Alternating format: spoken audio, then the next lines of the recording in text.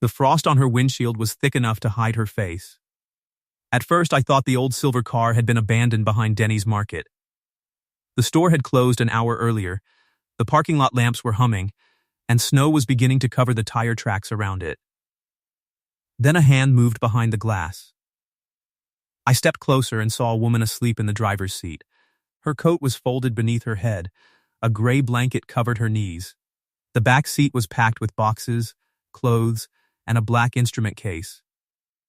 I raised my knuckles and tapped softly. She woke with a gasp.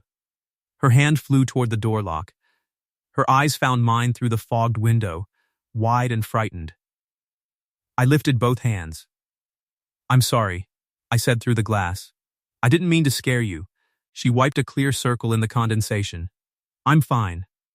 Snow gathered in my hair. "You're sleeping in a car behind a closed grocery store." I said I'm fine. The temperature was falling fast. By morning it would be well below freezing. I pointed toward the road. "There's a diner open 2 blocks away. I'll buy you coffee. I don't need money." I didn't offer money. Her expression tightened. I almost walked away. A stranger standing beside a woman's car in a dark parking lot could create more fear than comfort, no matter how decent his intentions were. Then the dashboard lights flickered and died. She turned the key. The engine clicked once. Nothing else happened. Her forehead dropped against the steering wheel. That small movement stopped me. I took my business card from my wallet and held it against the window. "My name is Caleb Hart. I repair heating systems and appliances. The number is real. The address is real. You can call the police and check both." She read the card through the glass. "I don't have money for a repair. I have jumper cables." You might not need me," I said. "But your battery does." She watched me for several seconds before unlocking the door. Cold air rushed inside. She was younger than I had guessed. Maybe 30. Her brown hair was twisted into a loose braid, and exhaustion had left shadows beneath her eyes. "What's your name?" I asked. "Lena. Last name?" "Do you ask every stranded customer that?" "Only the ones who may disappear before returning my jumper cables." Her mouth almost smiled. "Lena Morris." I connected my truck to her battery. The engine started, but the headlights dimmed as soon as I removed the cables.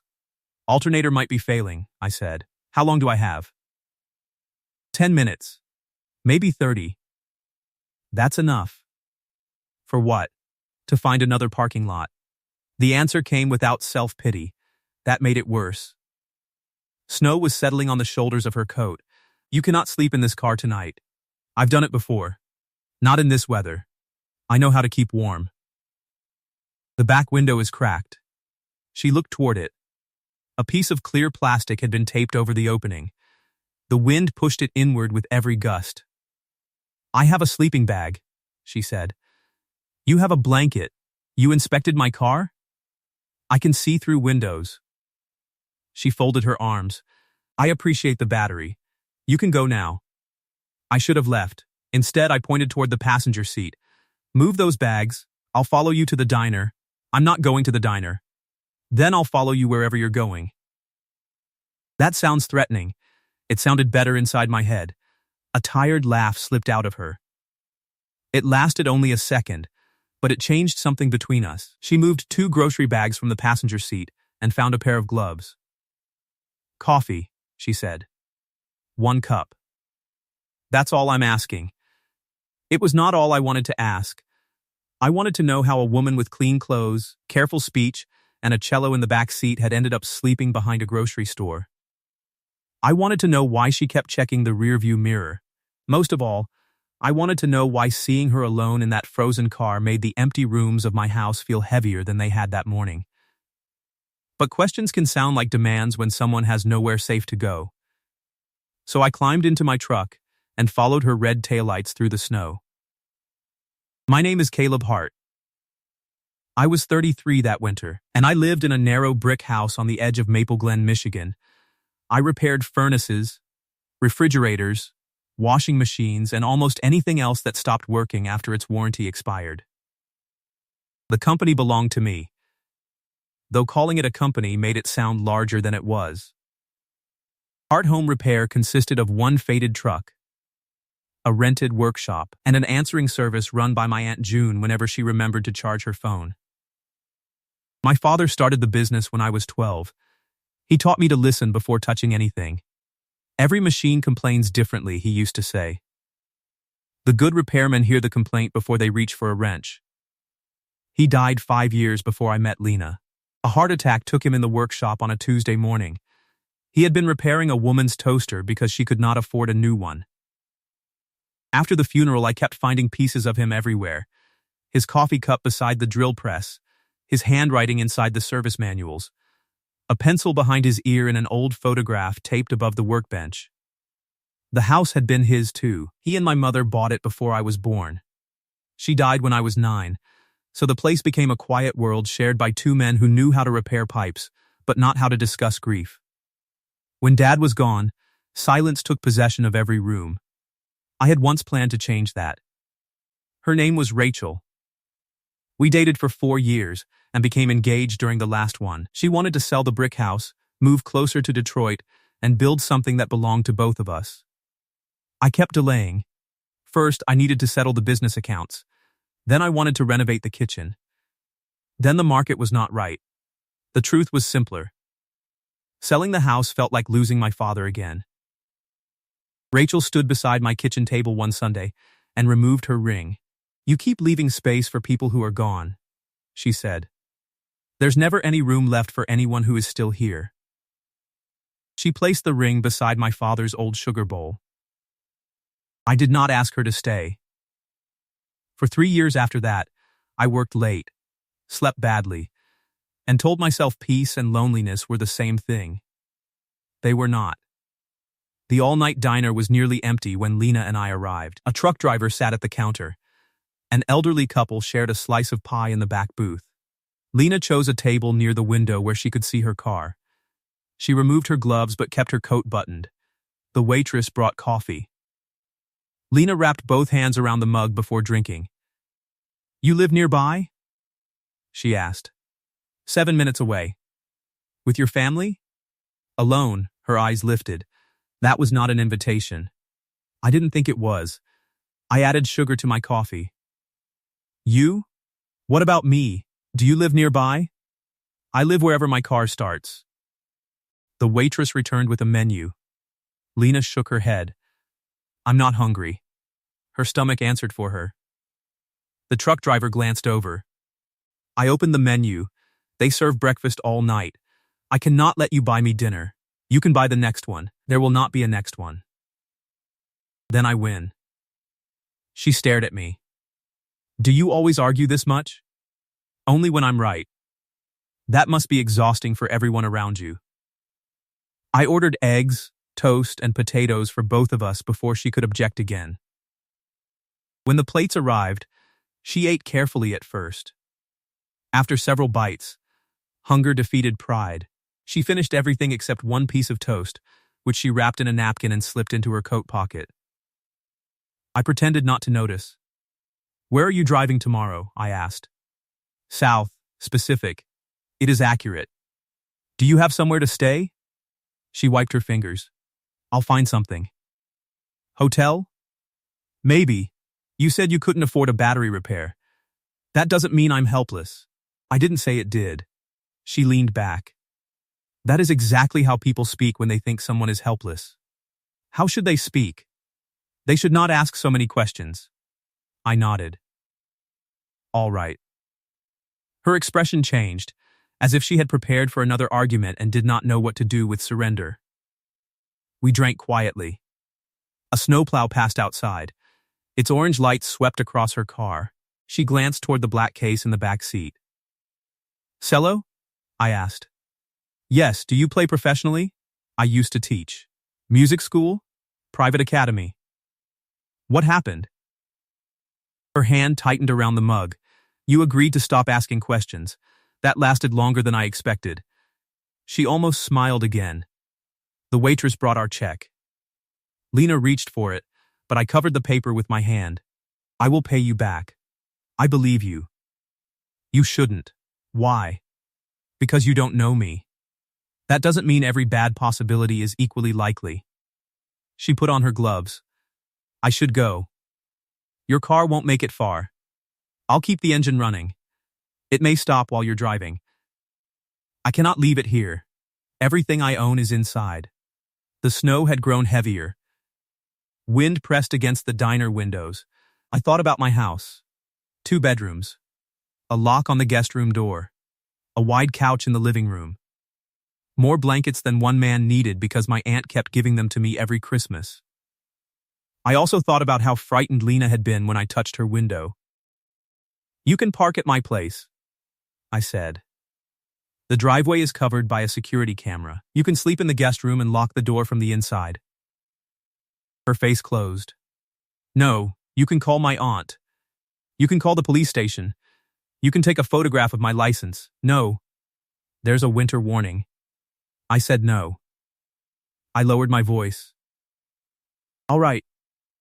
She stood and pulled several folded bills from her pocket.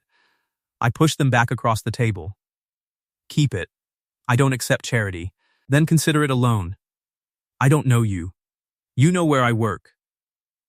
She looked at the card again. I'll stay at the diner. They close at 5 for cleaning. I'll wait until then. I gave her the address of my workshop. There's a covered loading area behind it. Park there. The wind will not reach the broken window as badly. Will anyone bother me? No. How do I know? I'll sleep in my truck across the lot. Her eyes narrowed.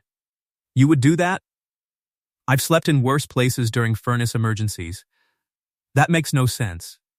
Neither does freezing to prove you don't need anyone. She looked away. We drove to the workshop. Lena parked beneath the loading roof.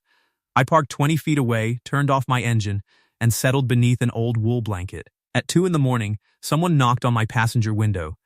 I opened my eyes. Lena stood outside with snow on her shoulders. My heater stopped, she said. I unlocked the door. She climbed inside, carrying the gray blanket. Neither of us mentioned the guest room again. We spent the rest of the night in my truck with the heater running every 20 minutes. She sat against the passenger door. I leaned against mine. At some point, her head slipped onto my shoulder. I stayed very still. Just before dawn, she woke and pulled away. I'm sorry. You were asleep. That is not a defense. It works in court. She rubbed her eyes. Why are you doing this? I don't know yet. Her gaze stayed on my face. That is the most honest answer you've given me. The garage on Willow Street opened at 7. The mechanic confirmed that Lena's alternator had failed. The repair cost more than she had. I'll sell the cello, she said. The mechanic stared at the case. That will take time. I can find a buyer. I stepped aside with him and paid the deposit. Lena saw me. No, it's a loan. I did not agree. You said you would sell the cello. That is my choice. And lending you money is mine. Her cheeks reddened. You cannot purchase the right to interfere with my life. I'm purchasing an alternator. Caleb, you can repay me in installments. With what income? You said you taught. I no longer have references. Why? Her eyes went cold. That is not your concern. She picked up the cello case and walked outside. I followed. Lena, she turned sharply. People think helping means they own part of your story. They pay for coffee, and suddenly they deserve to know why you're homeless. They fix a car and they think they can decide where you go next. I don't want to own your story. Then stop trying to open it. The words hit harder than she knew. My father's lessons applied to machines, not people. With machines, you removed the panel, found the broken part, and replaced it. Lena was telling me she was not something I could repair. I'm sorry, I said. She blinked. I should have asked before paying. Yes, I can tell the mechanic to refund it. She glanced through the garage window. Her shoulders dropped. No, you sure? No, but I need the car. Then it is a loan. No questions attached. She nodded. The repair would take 2 days. Lena planned to spend them at the bus station. I drove her there. We sat in the parking lot for 10 minutes while she stared at the gray building. What? I asked. They don't allow people to sleep there overnight. Then let me take you to a motel. No, the house is still available. No, church shelter? Full. How do you know? I called yesterday. I took a slow breath. I have a guest room. I know. You can lock it. I know. My aunt lives 4 houses away. I know. You already checked? The waitress knew your aunt. She called her while you were in the restroom. I smiled despite myself. That sounds like Aunt June. She said you are stubborn, overworked, and incapable of folding a fitted sheet. Only one of those is true. She said all 3 were. Lena rubbed the edge of the cello case with her thumb. 2 nights, she said. 2 nights. And I repay the car loan. Yes, and I buy groceries. Fine, and you do not ask about the academy. I held out my hand. Agreed, she shook it. Her fingers were cold. The guest room had become a storage space after Rachel left. I cleared boxes from the bed while Lena waited in the living room. A framed photograph of my father rested on the dresser. Lena picked it up. You have his hands, she said. You knew him? No. The photograph shows them. Dad stood beside a repaired furnace, his palms dark with grease. You notice hands? I asked. Musicians do. I set clean sheets on the bed. The bathroom is across the hall. The lock works. There are towels in the cabinet. She touched the quilt. Who made this? My mother. It's beautiful. Red, blue, and cream squares formed uneven stars across the fabric. One corner had been repaired with thread that did not quite match. She finished it before she became sick, I said. Lena placed her bag on the floor. 2 nights. 2 nights. That evening she cooked pasta from ingredients she bought at the corner market. I stood beside the stove, repairing the loose handle on a saucepan. You repair cookware during dinner? She asked. It moved. It was designed to move. Not that much. She tasted the sauce. You need more garlic. You're cooking. This kitchen has no garlic press. It has a knife. That is barbaric. I found my father's old press in the back drawer. Lena held it up. You own one. I forgot. What else have you forgotten in this house? The question was light, but it stayed in the room. We ate at the kitchen table. She asked about my work, my father, and the worst repair call I had ever received. A woman put 12 potatoes in her washing machine, I said. Why? She believed the spin cycle would clean them. Did it? It cleaned the washing machine of its ability to function. Lena laughed so suddenly that she covered her mouth. The sound filled the kitchen. I realized how long it had been since someone had laughed there. After dinner, she insisted on washing the dishes. I went to the basement to check the furnace. When I returned, she was standing in the living room beside the old piano. My mother had played it. After she died, Dad kept it tuned for years, even though neither of us touched the keys. Lena traced the worn wooden edge. Does it work? I think so. She sat. The first note came out thin. The next was warmer. She played a quiet melody I did not recognize. It moved through the house slowly, entering rooms that had been silent too long. I stood in the doorway. She stopped when she noticed me. Sorry, why? I should have asked. Play again. She turned toward the keys. I haven't played piano in months. You still remember. My hands remember more than I do. She began again. I sat on the couch and listened. The melody was not sad. Exactly, it sounded like someone walking toward a light they were not sure would remain. When she finished, neither of us spoke. Then she said, "The high E sticks. I'll fix it tomorrow." There you go again. What? Trying to repair everything. It's a piano key. She closed the lid. Sometimes that is how it starts. The next morning I woke to the smell of coffee. Lena stood in the kitchen wearing my father's old blue apron. Her hair was loose around her shoulders, bread toasted in a skillet. I couldn't find the toaster, she said. I took it apart last month. Why? It was broken. Did you fix it? I became busy. You repair appliances for strangers while your own toaster lies in pieces? It's a professional tradition. She placed eggs on 2 plates. Breakfast is deducted from the alternator debt. At restaurant prices? At emergency lodging prices. She sat across from me. A small spot of flour rested near her eyebrow. I did not tell her. Any plans today? I asked. Library? For books? For internet? Job applications? She nodded. Music teaching? Anything, the word was flat. I drove her to the library before my first service call. At noon, she sent a message. Your aunt found me. I called. What did she do? She brought soup. That sounds like her. She asked my shoe size. Do not answer. Too late. Expect knitted slippers. A pause followed. Then Lena said, Thank you for not asking how the job search is going. I wanted to, I know. Did that count as asking? Almost when I picked her up, a woman in a red coat stood beside her near the library steps. The woman embraced Lena before getting into a dark SUV. Friend? I asked once we were driving. Former coworker. At the academy?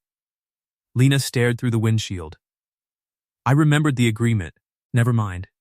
She came to warn me, Lena said. About what? That Mrs. Ashford knows I'm in Maple Glen. The name was familiar. Ashford Academy was the private school outside town, a brick campus with high fees and polished advertisements. I had repaired a freezer in its dining hall once. Did you teach there? 4 years. Mrs. Ashford owns it? Her family founded it. And she doesn't want you in town? Lena's voice became careful. We agreed you would not ask. You brought it up. That does not mean I want to explain it. Understood. We drove another mile. Did the woman threaten you? I asked. Lena turned toward me. That was a question. It was a different category. No, she didn't threaten me. All right. She said Mrs. Ashford may contact any school that interviews me. Why? Lena shut her eyes. I don't want to discuss it. I tightened my hands around the wheel. A red light stopped us near the courthouse. You don't have to tell me, I said, but you should know something. What? I do not believe powerful people are automatically honest. Her eyes opened. Most people around here do. I repair their dishwashers. I know better. That earned a faint smile. The 2 nights became 4. The alternator was delayed because the replacement part arrived damaged. Lena protested, then accepted the extension when Aunt June arrived with knitted slippers and announced that no woman under her protection would sleep in a bus station. Lena found temporary work at the Maple Room, a community center that served meals and ran after-school programs. The director, Mrs. Alvarez, hired her to organize donations. On her 3rd day, she heard Lena playing the old piano in the activity room and asked her to teach a children's class. Lena came home carrying 6 paper snowflakes and a purple marker stain on her hand. You're smiling, I said.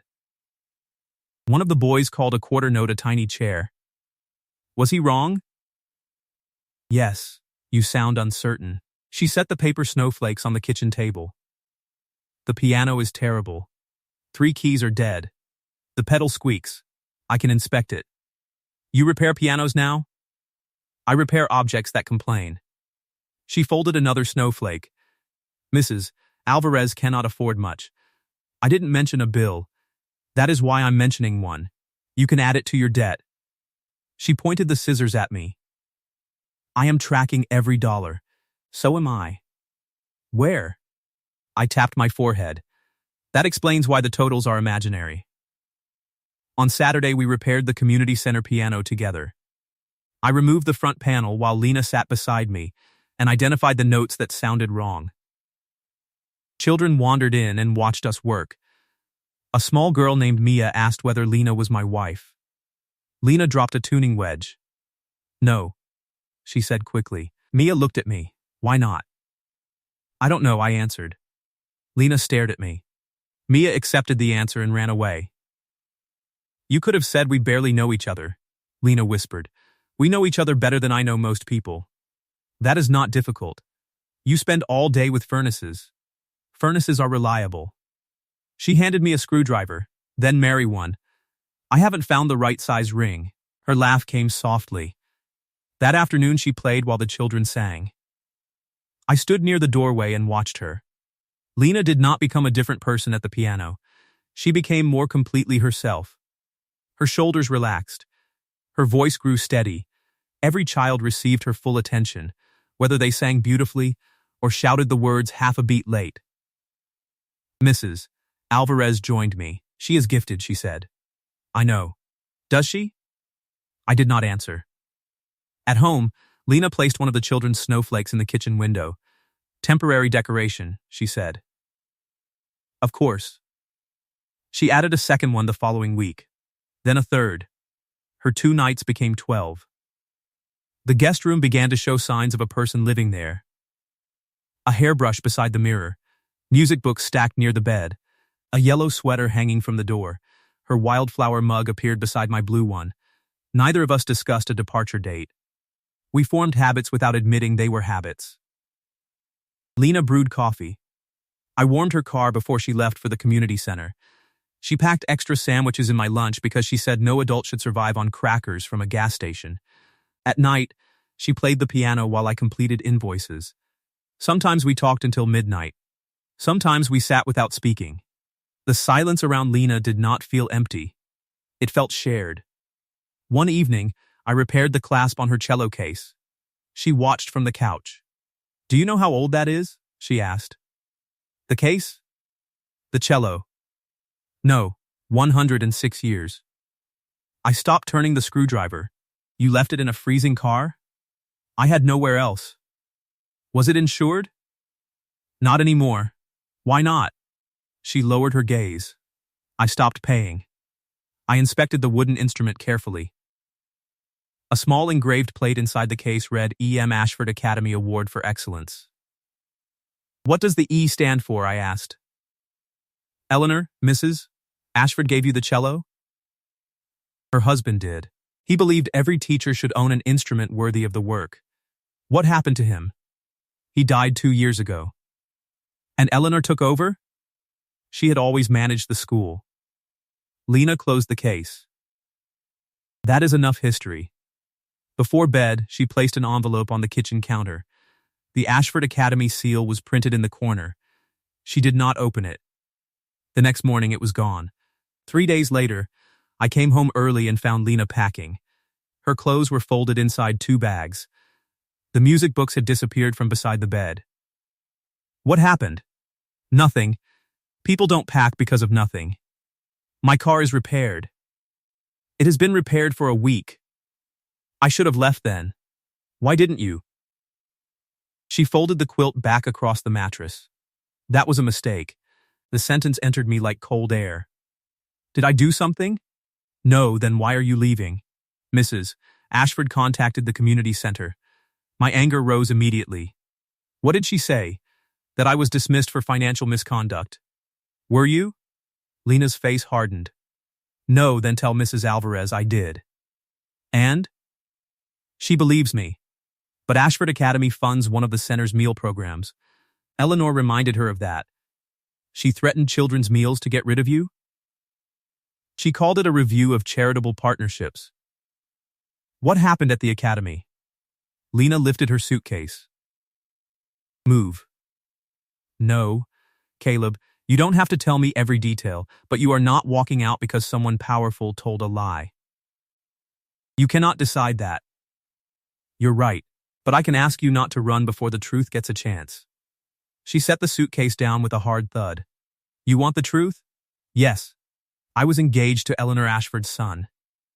The room went silent. I thought of the cello plate, the warning at the library, the way Lena checked mirrors and refused to discuss references. His name is Graham, she continued. He managed the Academy's Scholarship Foundation. I taught music and coordinated performances. What did he do? He moved scholarship money into a private development company. How much? Almost $200,000. I stared at her. I discovered it while preparing the annual benefit records. Graham told me it was temporary. He said the company would return the money after a property sale. Did it? The property did not exist. She sat on the bed. I told Eleanor. She said Graham had made a foolish business decision, but exposing it would destroy the academy and cost teachers their jobs. What did she ask you to do? Change the report. Did you? No. A tremor entered her voice. Graham said marriage meant protecting each other. Eleanor said family loyalty mattered more than paperwork. They had spent years telling everyone I was part of the family. The moment I refused, I became an employee who had misunderstood the accounts. What happened next? They accused me of taking $10,000 from a concert fund. Did they have evidence? They had my password and a transfer made from my account. Graham? I cannot prove it. Did you contact the police? I contacted the state education board. I copied every record I could find. What did the academy do? They suspended me. Graham ended the engagement. The apartment belonged to his family, so I had 3 days to leave. Eleanor told every school that called for a reference that I was under investigation. And the money? I used my savings on an attorney. He took the retainer and advised me to settle quietly. You have the records? Somewhere. In a safe deposit box. I sat beside her. Then you can fight. With what? A cello and a car that barely runs? With evidence. And when Eleanor withdraws money from the center? When Mrs. Alvarez has to choose between one homeless teacher and 40 children who need dinner? That is Eleanor's choice. No, it becomes mine, because I know what she will do. Lena stood. I can leave town. Mrs. Alvarez can say I resigned. The funding remains. Everyone survives.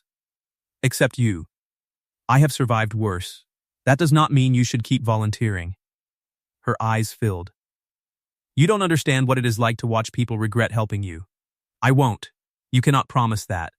I know myself. So did Graham. The comparison cut deeply. I stepped away. Lena immediately looked sorry, but she did not take it back. I cared about him, she said. I believed him. I was going to marry him. Whatever judgment I trusted led me there. You trusted someone who lied well. I trusted the life he offered because I wanted it. What life? A home. A family. Students who needed me.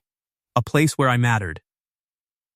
Her voice broke. When he took all of it away, I learned how quickly belonging can become a weapon. I understood then why she counted every meal, every car repair, every night in the guest room. Debt was not what frightened her. Conditions were. I am not Graham, I said. No, I am not offering you a place in exchange for silence. I know. Then stay. She shook her head. I need to leave before knowing you becomes another thing Eleanor can use. She carried the suitcase to the hallway. I did not stop her. Rachel's old words came back to me. There was never room for anyone still present. Now Lena was walking toward the door, and I was doing what I had always done when love became frightening. I was standing still. Her hand reached the doorknob. Someone knocked from the other side. Aunt June entered carrying a casserole dish. She saw the suitcase. No, she said. Lena blinked. Aunt June, no one leaves before eating baked macaroni. That is a family rule. I'm not family. June's face softened. That has never stopped me before. She placed the dish on the kitchen table. A black sedan pulled into the driveway behind her. Lena's expression changed.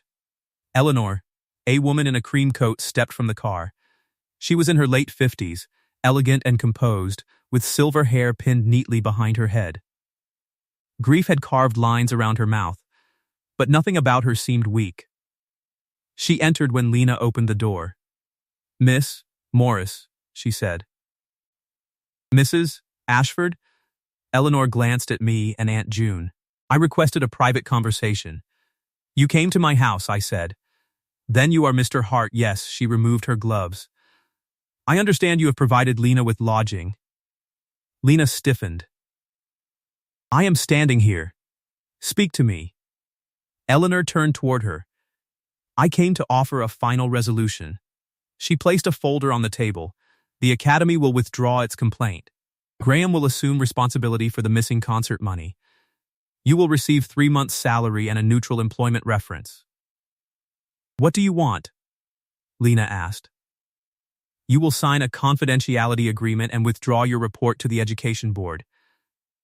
I opened the folder. Eleanor put her hand over it. This does not concern you. Lena said. He can read it.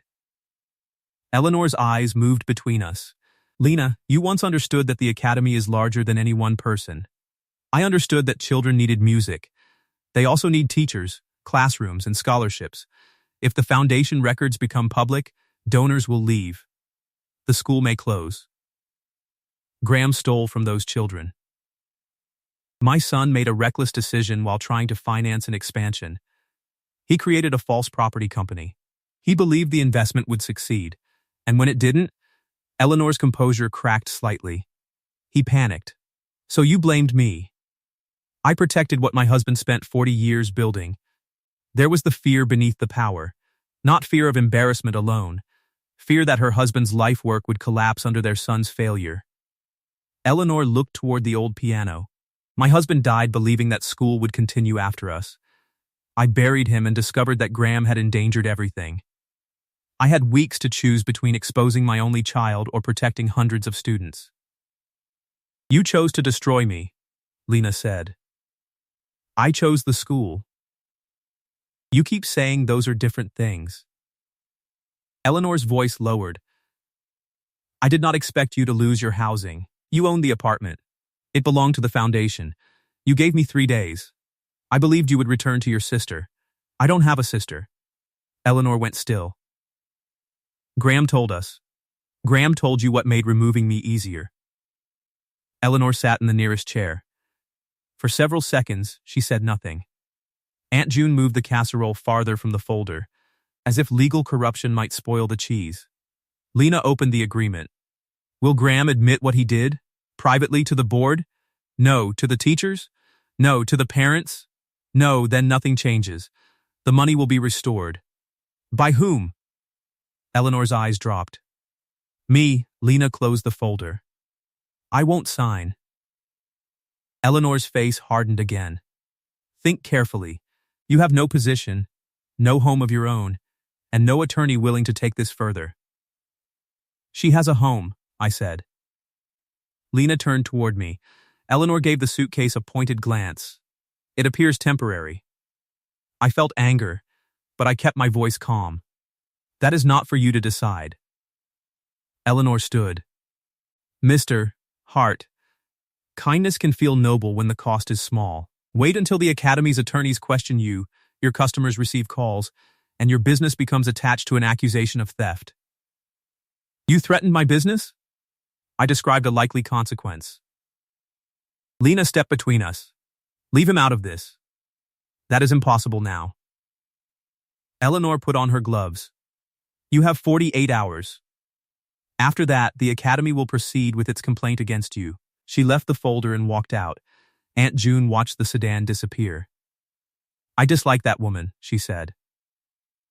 Lena picked up her suitcase. That is why I have to go. I blocked the doorway. No move, no. You heard her. I did. She will come after your business. She may try. Your father built it. And he taught me not to ignore a dangerous sound because repairing it might be expensive. This is not a furnace. No, it matters more. Her face twisted with frustration. You are making this harder. Good. I don't want you involved. That is not true. She stared at me. You are afraid to want me involved, I said. Tears gathered in her eyes. That fear belongs to you. It does not get to speak for me. Aunt June cleared her throat. I'm going to place this casserole in the oven and become temporarily deaf. She carried the dish into the kitchen. Lena lowered her voice. What do you want from me? The question hurt because I knew what she expected. A condition. A promise. A repayment. I want you to stop deciding that leaving is the only kind thing you can do. What else is there? Stay fight, let people choose whether to stand beside you. And after it is over? The words were almost a whisper. I had no safe answer. I wanted to tell her that I pictured her wildflower mug beside mine every morning. I wanted to say that her music had made my father's house feel alive rather than preserved.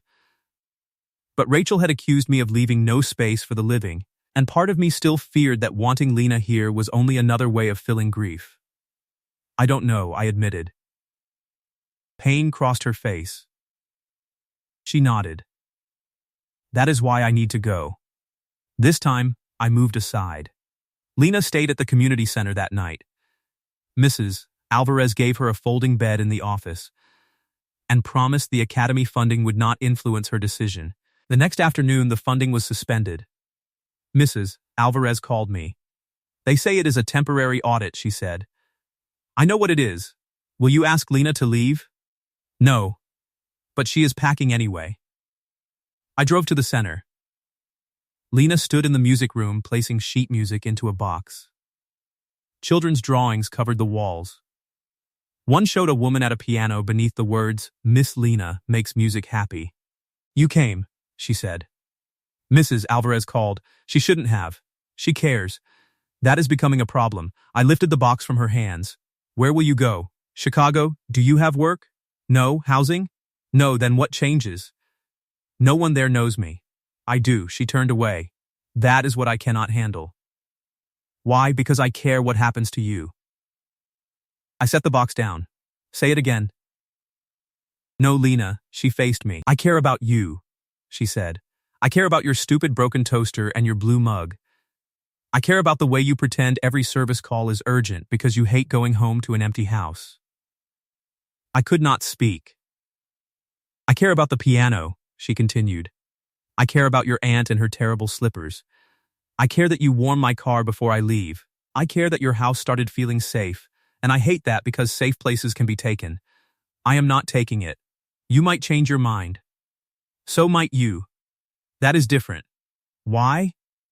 Because you have something to lose. So do you. She shook her head. I arrived with everything I owned in a car. You arrived with music. You arrived with courage. You walked away from a man who wanted your silence. You refused money that could have made your life easier. Because children deserve the truth. I stepped closer. You keep measuring your worth by what can fit in the back seat. Her chin trembled. You have no idea what you brought into my house. She looked down. I need time. Take it. I still have to leave tonight. The center needs the office back for meal storage. Come home. She did not answer. I'll wait outside, I said. I returned to my truck. 30 minutes passed. Then an hour. Children left with their parents. Mrs. Alvarez locked the front entrance and waved sadly from the doorway. Lena never came out. I went inside. The music room was empty. Her boxes were gone. A paper snowflake rested on the piano bench. On the back, she had written, "Thank you for making room. I'm sorry I couldn't believe it would last." I called her. The phone went straight to voicemail. I drove to the bus station. No Lena. I checked the diner, the library, and the grocery store parking lot where I had found her. Nothing. At 10 that night, the snow turned to rain. I returned home soaked and angry with her, with Eleanor, and mostly with myself. Her wildflower mug still sat beside the sink. The guest room door stood open. The quilt had been folded neatly across the bed. Not one piece of Lena remained. Except the sound of her music inside every room. Aunt June called. Did you find her? No. What are you going to do?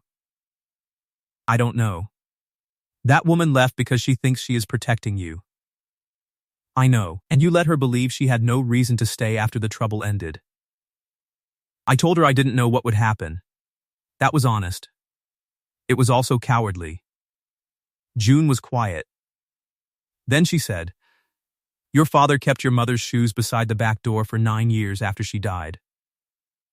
I sat at the kitchen table. I remember. He said moving them felt disloyal. What does that have to do with Lena? You learn to keep grief exactly where it was left. Rachel was right about that. I closed my eyes. I know. But she was wrong about one thing. Making space for someone new does not require throwing away everyone who came before. My gaze moved to my father's old coffee cup above the sink. What if I only want Lena here because the house is empty? Would any person fill it? No, then stop insulting the woman. After the call, I went into the living room. The couch faced the piano. Lena had slept there once when a nightmare drove her from the guest room. She said the sound of the furnace helped her remember where she was. A purple music book remained beneath one cushion. Inside the front cover, she had written her name and the address of a storage unit near the highway. I drove there. The gate attendant recognized her description. She left about 20 minutes ago, he said. Loaded everything into a taxi. Where was she going? Train station. The final train to Chicago left at midnight. I reached the station with 11 minutes remaining. Passengers stood beneath the covered platform. Rain ran from the roof in silver sheets. I saw Lena near the far end, sitting on her suitcase with the cello between her knees. Her car was nowhere nearby. I crossed the platform. She saw me and stood. How did you find me? You left a book. I left everything. Not everything. The train lights appeared beyond the curve. Lena wiped rain from her cheek. You shouldn't be here. You sold the car? I returned it to the lender. The payments were overdue. You could have told me. You would have paid them. Yes, that is why I didn't. An announcement sounded above us. The Chicago train would arrive in 4 minutes. I stepped beneath the narrow shelter. Do you want to go? I need to. That wasn't my question. Her eyes filled. I don't know. Then don't make a permanent choice tonight. I have nowhere else to go. The train horn sounded in the distance. I thought of every safe sentence I could use. You can stay until you find work. The guest room is available. You do not owe me anything. All of them sounded temporary. All of them left space for the fear that she was merely being tolerated. I did not want to tolerate Lena. I wanted her coffee beside mine, her snowflakes in my windows, her music filling the rooms my grief had kept closed. I wanted ordinary mornings, difficult conversations, and the right to disagree without anyone packing a suitcase. The platform began to vibrate beneath our feet. I reached for her hand. My couch has your name on it. Her lips parted. The train entered the station behind me, brakes screaming against the rails. I did not turn. The guest room is yours too, I continued. So is the kitchen table, the wildflower mug and half the space in the bathroom cabinet. The piano is waiting for you. I'm waiting for you. Caleb, I don't want to rescue you. Rain struck the metal roof above us. I want to know you when you have a job. I want to know you when you win this fight. I want to know you when you don't need my car, my money, or my spare room. The train doors opened. Passengers began boarding. I love you, I said. Not because you were sleeping in a car, not because you needed somewhere warm. I love you because you walk into broken rooms and leave music behind. Lena was crying openly now. You said you didn't know what would happen after this was over. I was afraid. Of me? Of turning you into an answer for everything I lost. She waited. You're not an answer, I said. You're a person I choose. That is better. The conductor called for boarding. Lena glanced toward the train. I released her hand. If Chicago is what you want, get on. I will help however you allow me to. But do not board because Eleanor frightened you away from another home. The doors began to close. Lena stayed beneath the shelter. The train pulled away without her. Neither of us moved until the red lights disappeared. Then she touched my wet coat. You really kept the wildflower mug? I considered charging storage. That sounds like you. I also fixed the toaster. Her laugh broke through the tears. Was that supposed to impress me? It has 4 settings. She leaned her forehead against my chest. I wrapped my arms around her, not to hold her in place, only to let her know there was a place where she did not have to stand alone. After a minute, she murmured, I cannot go back to your house as someone you feel sorry for. Then come back as the woman I love. That sounds dangerously close to a condition. You don't have to love me tonight. Her arms tightened. That may be a problem. I pulled back enough to see her face. Why? Because I started loving you when you slept in your truck, rather than let me freeze alone. I smiled. That was very uncomfortable, I know. You complained in your sleep. What did I say? Something about fitted sheets. A taxi took us home because my truck refused to start outside the station. Lena laughed so hard she had to sit on her suitcase while I called a tow company. Professional repairman, she said. Trucks are complicated. So are people. I'm learning. The next morning, Lena called the state education board. I'm ready to testify, she said. Mrs. Alvarez contacted a local reporter whose daughter attended the community center. The article appeared 3 days later. It did not accuse anyone without evidence. It simply asked why scholarship funds had been transferred to a company registered at an empty address, and why the teacher who discovered it was accused of theft. Other people began speaking. A former accountant produced emails from Graham. 2 teachers confirmed Eleanor had ordered them not to discuss Lena's dismissal.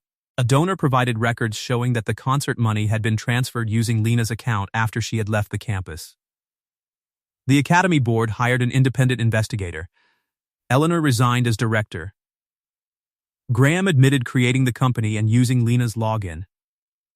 His attorney negotiated repayment and criminal charges followed. The academy did not close. That surprised Eleanor most. Parents raised emergency funds. Teachers voted for new leadership. Donors returned when the board published every account. The school survived because the truth was addressed, not because it was hidden. Eleanor came to our house in early spring. Lena almost refused to open the door. I will stay in the kitchen, I said. No, sit with me. Eleanor entered carrying the black cello case. I had it restored, she said. Lena touched the repaired leather handle. It wasn't yours to take. No. Eleanor placed it on the floor.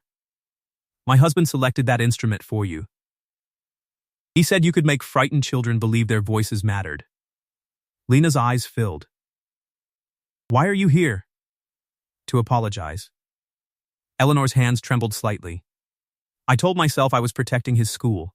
In truth, I was protecting myself from admitting that our son had become someone I did not understand. You knew what he did to me. Yes, you let me sleep in my car. Eleanor closed her eyes. I did. No excuse followed. That mattered. I cannot forgive you today, Lena said. I understand. I may never forgive you. I understand that too. Eleanor stood to leave. At the door, she turned toward me. You were right to stand beside her. I know. Lena nudged my foot. Eleanor's mouth moved in something close to a smile. After she left, Lena opened the cello case and lifted the instrument. Will you play? I asked. My hands are shaking. They remember more than you do. She recognized her own words. She sat beside the piano and began. The melody filled the living room, stronger than it had during her first night in the house. This time, she did not stop when she saw me listening. By summer, Lena became the music director at the Maple Room. The Academy Board offered her old position back.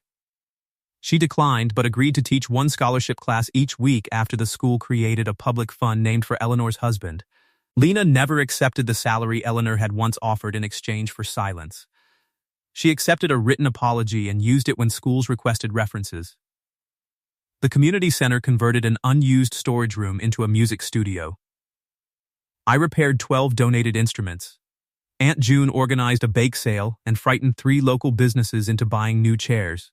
Lena's name appeared on the studio door. She stood beside it on opening day and cried. Too much? I asked. No. Then why are you crying? Because it is mine. I understood. Not hers because someone powerful had invited her in. Not hers because she had agreed to remain quiet. Hers because she had told the truth and stayed long enough to see what grew from it. Our life at home changed slowly. Lena moved from the guest room into mine after 6 months, though she kept the other room as a place for music books and quiet mornings. She paid the alternator loan in full, including the diner meal. I tried to refuse the interest. She added it to the envelope anyway. On the front she wrote, "Debt cleared. No conditions remaining." I framed it above my workbench. Rachel visited the repair shop one afternoon to collect an old box she had stored there years earlier. She saw the envelope and smiled. "You finally made room," she said. "I think someone made it with me." "I'm glad." There was no anger between us. Only the quiet understanding that two people could be wrong for each other without either becoming the villain. After Rachel left, I moved my father's old tools into a glass cabinet. I did not throw them away. I simply stopped arranging the entire workshop around the place where he used to stand. Lena and I married the following December. We chose the anniversary of the night we met, though Aunt June complained that outdoor photographs in winter were an act of cruelty against older relatives. The ceremony took place inside the maple room. Children from Lena's classes played the processional. Mia, the girl who had once asked why we were not married, carried the rings. "You took long enough," she whispered as she handed them to me. Lena heard and laughed. Mrs. Alvarez stood beside her. Aunt June stood beside me, wearing a blue dress and the expression of a woman personally responsible for the entire marriage. After the ceremony, we drove to Denny's Market. The store was still open, and the manager allowed us to take one photograph beneath the parking lot lamp where I had found Lena. Snow fell around us. She stood beside my repaired truck in her wedding dress and winter boots. "Do you remember what you said when you knocked?" she asked. "You told me to leave." "That was what I said. I told you your battery needed me. Very romantic. I was nervous. You were annoying. You married me. I make questionable decisions." She leaned against me, smiling, then she turned toward the old parking space. I thought that car was the last place in the world that belonged to me. I kissed her hair. "What does home feel like now?" She considered the question. "Like being allowed to leave without having to." 3 years later, the brick house no longer resembled a museum. Children's drawings covered the refrigerator. Music stands filled the guest room. Lena's students arrived on Saturdays and left fingerprints on every clean surface. We had a daughter named Anna, who slept best when her mother played the cello. My father's sugar bowl remained on the kitchen shelf. My mother's quilt covered the living room couch. The people we had lost were still present, but they no longer occupied every chair. One winter evening, I came home from a furnace call and found Lena asleep on the couch with Anna curled against her chest. A snowstorm pressed softly against the windows. The piano stood open. 2 mugs waited on the table. A paper snowflake hung above the sink, faded with age. I covered them with my mother's quilt. Lena opened her eyes. "You're home," she whispered. "Yes. Everything fixed?" "Not everything," she smiled. "Good." I sat beside her, careful not to wake Anna. Years earlier, Lena had believed that belonging could be withdrawn the moment she became inconvenient. I had believed making room for the living meant betraying the dead. We had both been wrong. A home was not the absence of broken things. It was the place where nobody had to hide them. And the couch I once offered for a single night became the center of a life neither of us had to earn alone.